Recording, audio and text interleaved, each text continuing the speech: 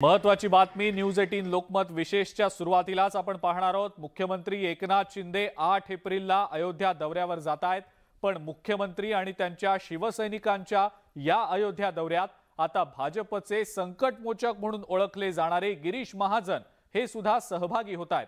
त्यामुळे आधी गुवाहाटी दौऱ्यात रवींद्र चव्हाण आणि आता अयोध्या दौऱ्यात गिरीश महाजन एकनाथ शिंदेंसोबत जाणार असल्याने विरोधकांकडून भाजप आणि शिंदेंच्या शिवसेनेला लक्ष्य करण्याचे प्रयत्न सुरू झालेले आहेत। शिंदेंचं जय श्रीराम, सोबतीला भाजपचे हनुमान। अयोध्या दौऱ्यात गिरीश महाजनही शिंदेंसोबत। शिंदेंसोबतच्या महाजनांच्या दौऱ्यानं चर्चेला ऊत।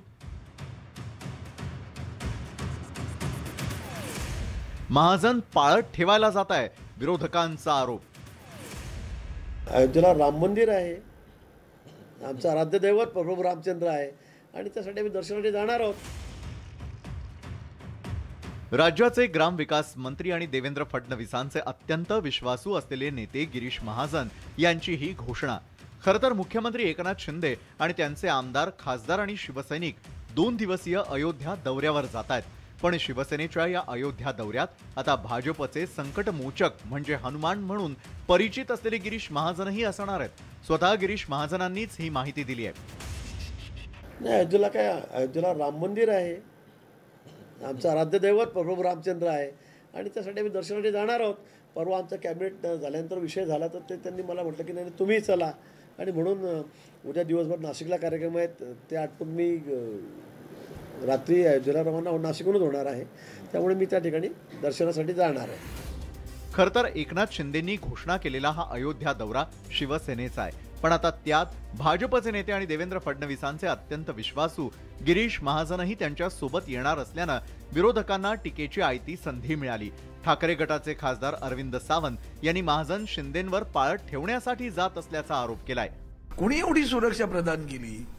कुठल्या दुसऱ्या पक्षाचा माणूस जर असं गेला दुसऱ्या राज्यात, त्याला सुरक्षा प्रदान करतील का? अशी ते हॉटेल संबंध सुरक्षित होतो। आमचा नितीन देशमुख कसे आलेत ते त्यांनी सांगितले तुम्हाला त्या सगळ्या प्रकरणामध्ये। त्यामुळे ते तसेही पहिल्यापासूनच तसे आहेत, त्याच्यामुळे नवीन काय घडतंय अशातला काही विषय नाहीये। ते नजरकैदेत होते आहेत आणि उद्याही राहतील। खरं तर शिवसेनेमध्ये फूट पडली तेव्हा एकनाथ शिंदेंसोबत सुरत आणि गुवाहाटीत काही भाजपचे नेतेही होते असा आरोप केला जातोय। अनेकदा या नेत्यांमध्ये गिरीश महाजनांचंही नाव घेतलं जातं।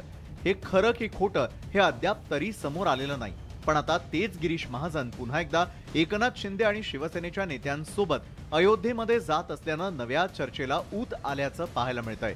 Bureau report, news 18 Lokmat.